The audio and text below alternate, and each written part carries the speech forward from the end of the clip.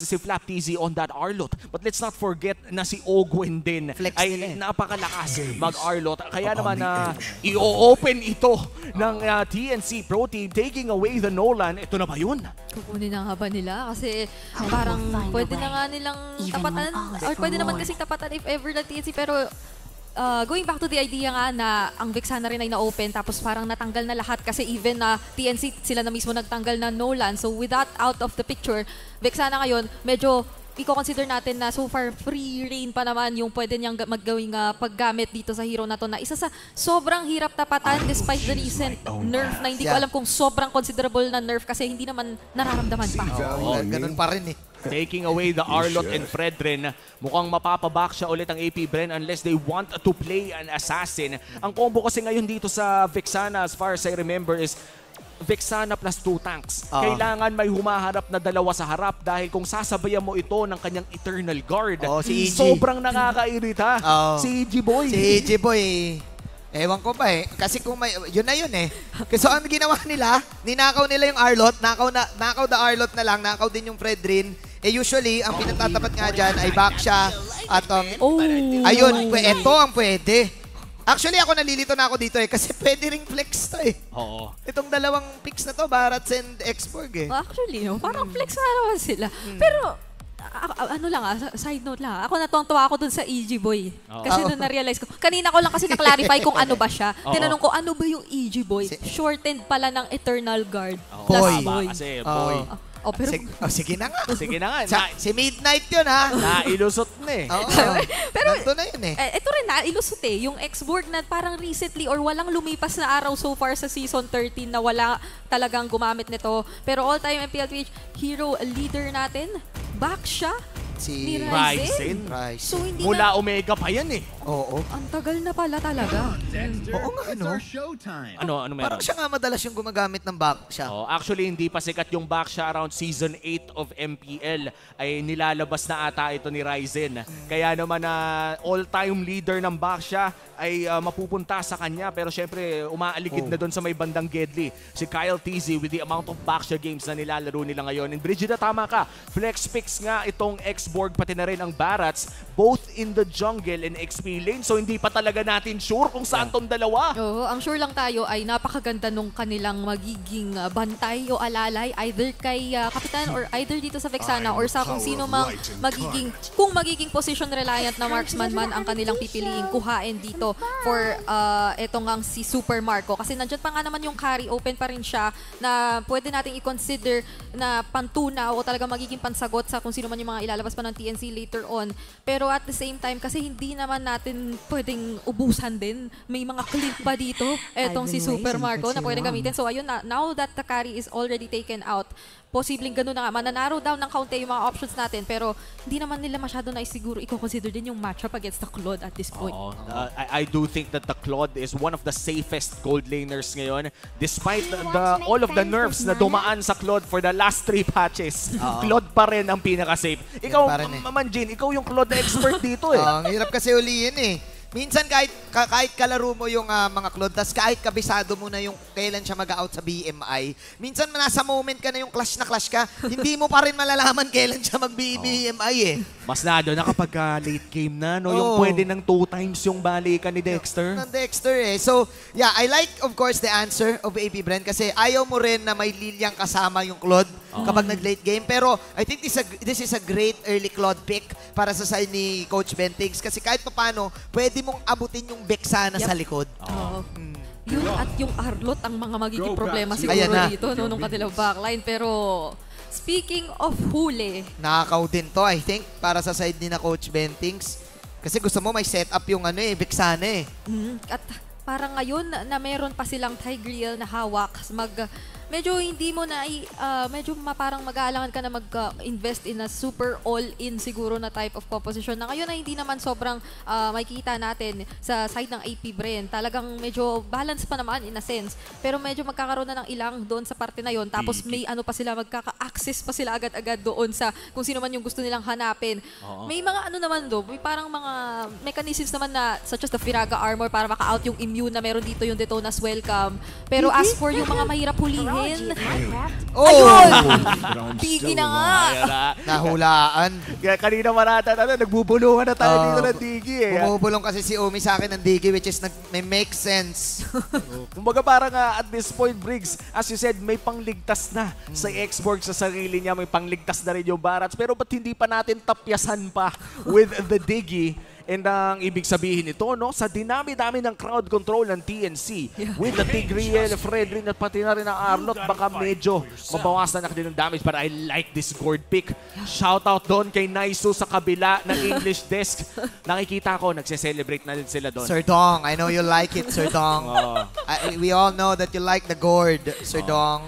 By the way, konteksto lang para sa ating mga bagong parte ng community ng MPL Philippines. Ang isa sa ating mga English caster na si Naisu ay nag-global ba? Global yan, man. Global gourd Global gourd yan. global gourd. Si Naisu, nagkakasya ngayon doon sa kabila. That was a 2001 Naisu Global Gourd. 2001? Sorry, 2021 pala. Kinabahan kasi... Mali lang ako. 4 years old pa lang ako. Kakalabas ka na. Kakalabas lang yan nun. Sorry. 2021, this is a gourd pick para sa side ng TNC.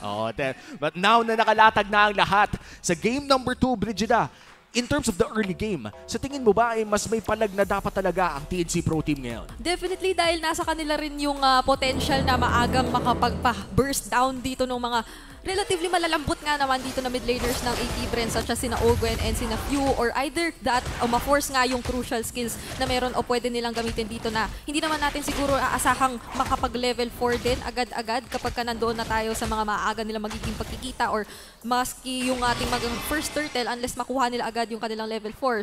Pero kailangan din kasi nilang isipin na parang eto nga yun, no? Yung dalawang malalambot na mid laners dito na AP Bren ay sobrang taas din ng poke na mababato. So kung meron kayong kapasidad na i-burst down yung mahanap nyo, sila pwede na nila kayo i-poke before nyo pa silang mahanap at ma-burst down. This is a good rotation coming in from the Tigreal. Wala na agad flicker si Super Marco. Magandang report yan. Pero even though wala flicker, I think yung range kasi ng isang Brody ay goods na goods pa rin. So kapag alam mong wala kang flicker, range ka lang. First skill ka lang dyan. Then again, this is Yasuo na taas din na mastery sa Claude. Ang masasabi ko lang dito, I think sa side ng TNC, kailangan i-accept na nila na pwedeng may isang makancel na stun sa kanila. So kailangan ma-out damage nila dito ang side ng AP Bren through the gourd and through the Claude.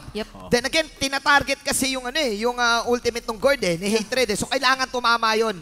Yung Claude kasi pwedeng kahit bumitaw ka na lang ulti Medyo siguro parang challenge na lang yung pag-pull off ng damage mula dito kaya Yasuo kasi naka-purify pero si Hits. Okay, dito na Welcome coming in. Ayun na naman, nilabas ang espada ni Vexana and tumispada din si Ryzen. Makakapitas ng isa ang AP Bren. AP Bren with a crucial pick-off before the first turtle. At mukhang may maliit ang nakalamangan ng AP Bren sa pagkuha ng unang pagong. Nomad, still no access to the ultimate pero Ryzen low HP. At si Flaptz, apoy-apoyan na niya. Dash out mula kay Ryzen.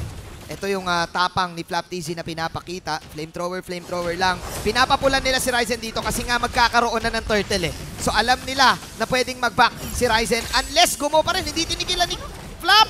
At yun, nakakuha ng libreng turtle ang kupunan ng mga bees sabay last insanity. Grabe! Akala natin yun na yung gusto nila.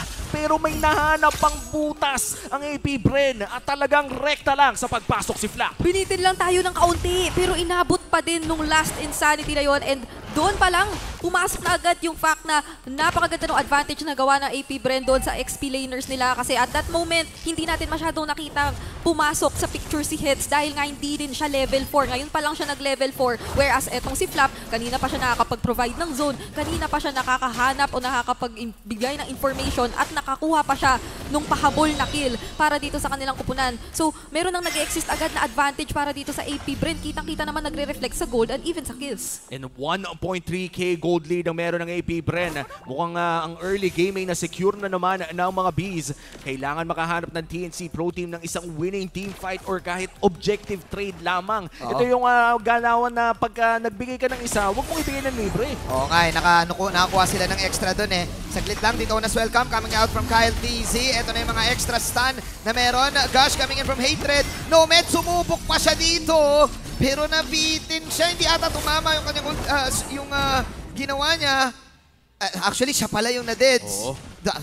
Oh man, this is bad news para sa ng TNC. Hindi rin talaga naging sapat yung buong damage pa ni Hatred. Kailangan pa ata mag-abang. Brigida, ano bang power spike na pwede nating abangin dito para sa TNC Pro Team? Kinakailangan pa nila talaga ng items dito. Mga ilang minuto pa kapag nakakuha lang naman o nakakapag-clear dito ng waves. Pero ang nakikita kasi natin din na nagiging struggle dito ay parang hirap na ngang mag-rotate din ang TNC sa sobrang ganda nung nagiging paghanap o pag-abang dito ng AP Bren. And ang bilis din nung provide dito na sa pagsama dito ni Flap TZ as compared dito kay Heads. Dahil nga sa advantage na pinag-uusapan nga natin kanina, ultimo doon sa mid lane nga na meron silang tinry i-take down, meron pa sanang paabol na last din sa si Flap kung kakapusin. At ngayon naman, maging dito sa ating paparating na turtle, kita-kita na agaran na din ang naging pag-abang at pag-secure ng espasyo dito ng AP Brain. Natin. Okay, nilabas yung Eternal Guard. Nasa bandang taas si Ryzen. Binaban natin si Flap TZ. Flap TZ nakapag-flicker out pero may tusok na gagawin si Heads. At okay, Heads. Susubok dito with the sweep pero napakaganda ng Time's Journey counter go. Pero yung gush, damage na meron si Hatred. Finally makakuha si Ryzen at dito lumalaban ang side ng TNC Pro Team. No, may tatamaan nga lang siya dito ng first kill ni Kyle. Pero then again, makaka-out si Ogwen. Walang makakuha yung TNC na kill. But finally, nakuha sila ng harapang turtle tick. Turtle para sa TNC and all flickers burnt para sa AP Bren. Worth it ba yun para sa TNC, Briggs? Sobrang ganda kasi nakuha nila agad yung sagot na matanggal yung Kiraga armor dito ni Flap TZ. So medyo hindi na natin nakita yung threat na pwede niyan dalhin pagdating doon sa turtle fight. And apart from that, yung naging positioning dito ni Hatred para targetin yung malalambot at i-burst down na sina Ogwen and Few. So hindi na din sila nakapag-provide o nakapwesto on their own. At kahit na naiwan doon etong si Kyle TZ, ilan lang yung kaya niyang gawin mag-isa. Maski yung Red Tree ay hindi na siya nasuportahan dito. So TNC yung nakasecure din ng turtle pero Yasuo, kamuntikan. Kamuntikan kung nag-stack pa ng isa yon, hindi kasi tumama dun sa may wagon. Kamuntikan lang si Yasuo. Oh man. Itong AP Bren, ang gagawin lang kasi nito, basic lang parang poke mo, punta tayo, pag pumulado, re-retry ko. Oh my God, Few! Okay. Natamaan ng final slash that namatay lang ng parang ganon. Out damage, yun yung kailangan ngayon ng TNC. Babalata pa nila si Kyle TZ. Alam na nila ngayon na may ulti ba si Ogwen. Pero ayun na nga, implosion. Ogwen, nag-ulti na. Out pa ba si Ryzen? Habulin siya. Here comes Heads. But then again, si Yasuo ay nandun din si Heads. Heads, tuloy-tuloy lang ang bakbakan dito. Pokes after pokes. Patayan ko, patayan! Super Marco with a kill. At sabay blazing duet naman ni Yasuo BMI out. Ang gulo na nangyaring laban. Akala mo tapos na, pero biglang may susunod at susunod pa. TNC nakakuha na ng kanilang first few kills of the game. Pero AP Bren pa rin ang may hawak ng lead with a 1.2k gold lead. Nagkahiwa-hiwalay dun yung mga members ng magkaparehong kupunan. May mga hinabol, hindi na nga rin napagkasunduan. Pero what mattered was that yun yung naging instance na ang TNC ay nakahanap na rito ng mga sagot o nakahanap ng mga kills kontra dito sa mga crucial members ng AP Bren. That's few na nahanap nila agad-agad at napakalaking bagay nun. Pero hindi pa rin naman masyadong magpapa-apekto ang AP Bren. Eternal Guard stand mo, Retrico. Okay, implosion. Pero merong napakagandang ultimate ni Ogwen doon. Pero si Ryzen na makakuha ng Retribution. Nasa loob si Nomad. Nomad kulado pero napakasakit na ng damage. Napakasakit ni Flap TZ. Napakasakit ng AP. 1.8k gold ang kalamangan. Blazing duet para kay Yasuo trying to defend everything. Kulado si Pew. BMI out na rin napakan ng Dinosaur. Oh, Super Marco! Dinosaur, grabe. Flicker in normal hit. Flicker in normal hit. Kung nakikita nyo lang si Manjin ngayon, nagpi-flicker siya in real life. In AP Bren, alam na alam nila ang kanilang damage. And Flap TZ going for that blazing duet. Tingnan natin ang ating Infinix instant replay. Brigida, break it down. Kanya-kanya naman sila ng mga ginustong gawin at that moment. Implosion, initiation, coming in here from etong ang si Nomad. Pero yung naging sagot nung last insanity, yung presence na nadala dito ni Super Marco na siya rin ay nakaka-free at nakakapagpadama ng damage ay hindi na naging biro. Pero merong in-hold yan. Okay, finally, kanina ka pa daw, Flap TZ. Kaso nakapag-flicker out si Flap, sabay pay-pay lang. Ito yung kailangan ng TNC. Walang bumibitaw sa TNC dito, even though lamang ang AP Bren. Tiis, pogi. Tiis Pogi technique para sa ng TNC. Hanap lang ng makukuhang objectives. And looks like makakuha naman sila ng Torre doon sa may bandang itaas. Pero may trade din ng AP Bren sa baba at hahanapin pa nga ang kanilang purple buff. Overall, AP Bren, good control in the early game at mukhang i-invade na nga rin ang jungle. Ito kasi maganda sa Claude pag nag-late game, may opportunity ka mag-split. Kumbaga, pag na lang natin daanin sa team fight, alam natin, sige fine, mas magaling sila pumindot, what if mas magaling tayo mag-split? So, pwedeng maging option yun ng TNC. Pwede talaga. And pwede namang kaya nilang tapangan na rin in a sense yung iba pang mga members dito ng EP Bren dahil pinrioritize na rin ng ilang mga members dito ng TNC yung kanilang Radiant Armor. So yung pinag-uusapan natin na early game folks dito na magmumula kina Ogwen at kina Few ay pwede na rin nilang kahit papanong masagot. Though hindi naman siya masasabi na pinaka problema dito na madadala ng EP Bren kasi even as we've looked at the previous team fights na nangyari, yung true damage na nagmumula dito kay Flap, yung naiipon na na-farm dito ni Super Marco, medyo yun na nga yata yung nangingibabaw pag nakakakita tayo ng team fight. Kasi yung mga Eternal Guards na EG Boy ay hindi naman na sobrang nagiging source of damage na dito ko ng AP Bren kung tutuusin. Parang taga-ano lang din eh. Taga-zone o taga-hanap na lang ng mga miyembro dito ng TNC. At kailangan nga talaga mahanap ng AP Bren ng mga miyembro ng TNC ngayon dahil ang nakikita pa lamang nila ay si Heads at si Ryzen. Half HP na rin ang Lord at pinag-zone na si EG Boy. Grabe naman!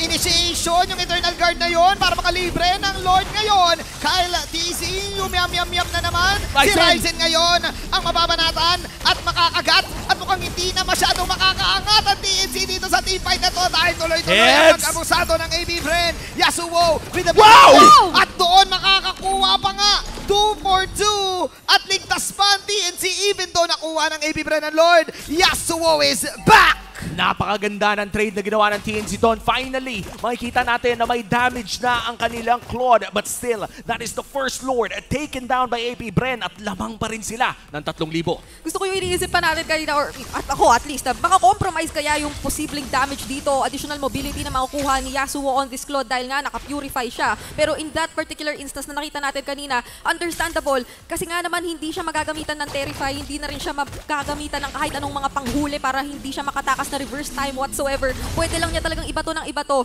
yung kanyang Blazing Duet na at that point, hindi pa nga nabuo yung Golden Staff pero ganoon nakasakit para kakapulot niya lang right after. So imagine what more yung pwedeng dalhin ngayon ni Yasuo na meron ng anong Trinity items dito na kinakailangan for the Claude, especially in this upcoming Lord defense kontra sa AP Bren. Wow, ang hapdi ng Brody, men. Biruin mo parang 3 beses lang niyang hinimas yung Torre. At agad-agad itong bumagsak. Pero mukhang magdedepensa muna dito ang TNC Pro Team. Heads with a final slash! Tignan natin Kyle TC pero nasa loob siya masyado! Merong magandang shield na gagawin si Owen. At ayun na rin si EG Boy. At yun yung banat Super Marco sa bandang Getty. Wala si Nomad, wala din si Ryzen. Nasa loob si EG Boy. Super Marco will destroy the tower. Let's see, kakayanin ba to ni Yasuo? Naka-Yasuo ang bola. Pero ang tindi pa rin ng ginagawa ng side ng Bren na pag-damage at tower. Heads will do the final sweep. Pero hindi magiging enough. 2 inhibitor turret pa rin ang na-secure ng AP Bren. And this is, I think, mission accomplished na para sa pinakaunang Lord. And parang sulit na nga yun, Briggs. Gusto pa nga yata nilang sulitin lalo eh. Si Eds ang tatamaan dito ng Eternal Guard. Plus true damage ang meron. Sa last ultimate ni Flap DC. Double kill para kay Flap DC. Wala si Nomad. All eyes on Yasuo pa rin. Naka-Yasuo ang bola. Tamang Art of TV lang. Wala siyang ma-hit muna dito. Tamang heal. Si Pew ay nandito din. Grabe, tapang ni Pew pare. Akala mo, grabe tong bigsana na to. Ito na yun eh, 5v3 scenario. All inhibitor turrets down. AP Bren looking to take this sweep pero dedepensa ang TNC Pro Team. 5 segundo kay Heads. Tatapusin kaya nila to. Ryzen kalahati ang buhay dito. Meron siyang dot pero matatamaan si Yasuo. Yasuo mag-out. Last insanity para kay Flap DC. Binitawan na yung Blazing Duet ni Yasuo. Kaya magdepensahan. Hindi na. AP Bren. Joke lang din na hindi na. AP Bren will take the 2-0. 3 points secured para sa mga Bees. At dahil dyan, number 1 na sila sa ating leaderboards in MPL Philippines Season 13. Napakabilis nung naging serye natin ngayong araw. 4 p.m. Pasok pa din sa 4 p.m. MPL na yung oras natin nang tapusin ng AP Bren yung serye nila for this day. And I must say, napakarami natin nakitang sobrang mga plays doon na parang nangibabaw talaga yung chemistry, yung tapang, as well as yung experience na hawak dito ng AP Bren. Nangibabaw yung pindot pindot ng AP brand dito. I think ang ganda ng performance ng TNC dito. Ako personally, nakitaan ko talaga na ang taas ng potential. Then again, they're up against a team na built diff nga eh. Sinabi nung intro eh. Ayun na nga eh. And AP Bren right now, definitely the top of their game. Ito yung tipo na masasabi natin, hindi natin alam kung kailan ang prime ng isang player, pero parang pakiramdam ko ito yung prime AP Bren at lumalakas pa sila. Pero as you guys said, napakaganda rin na naging effort dito ng TNC Pro Team. At week 1 pa lang naman. Antayin pa natin, hanggang week 3, pwede pa yung bigyan. Pero sa ngayon, palakpakan pa rin natin ang TNC sa magandang pinakita nila sa ating first match of day number 3 as they take their bow. Marami pa tayong malalaman tungkol pa rin sa ating mga victors. AP Bren securing 3 points. Panigurado, maraming makikwento kay Lamara at Hans. Kaya Mara and Hans, antayin na lang natin silang lumabas sa stage.